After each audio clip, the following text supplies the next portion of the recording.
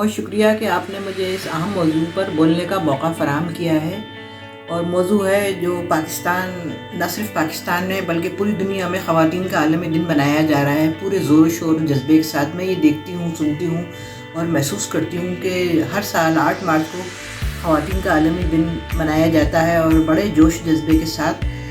اور پاکستان میں بھی خواتین کا بہت بڑا کردار ہے پاکستان کی سالمیت کے لیے، پاکستانی معاشرے کے فروغ کے لیے، اس کو سدھارنے کے لیے۔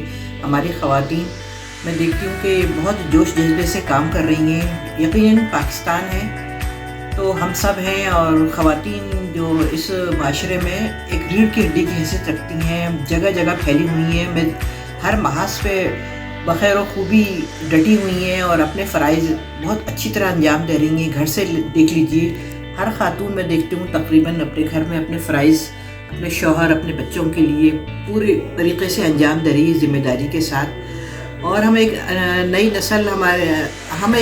نسل اسی زاویہ نگاہ سے سنوار سکتے ہیں۔ خواتین اگر اس میں جوش و جذبے کے ساتھ آتی ہیں، اپنے بچوں کو پڑھاتی ہیں، پرورش کرتی ہیں، ذمہ داری کے ساتھ تعلیمی اداروں میں بھیجتی ہیں، تو اس کا مطلب یہ ہے کہ وہ ایک نئی نسل تیار کر رہی ہیں معاشرے کو دینے کے لیے۔ اور ایک اچھی نسل کے لیے ضروری ہے کہ ہم سب مل جل کر خواتین کے ہاتھ مضبوط کریں اور پاکستان کی سلامتی اور بقا کے لیے بھرپور کوششیں کریں۔ خواتین کا عالمی دن ہم سب کے لیے بہت زیادہ اہمیت کا حامل ہے، اور پاکستانی خواتین کا جو ہے اس معاشرے کے سدھار کے لیے بہت زبردست کردار ہے۔ پاکستان ہے تو خواتین ہیں، اور خواتین ہیں تو پاکستان ہے۔ تو پاکستان زندہ باد، عورتوں کا عالمی دن زندہ باد۔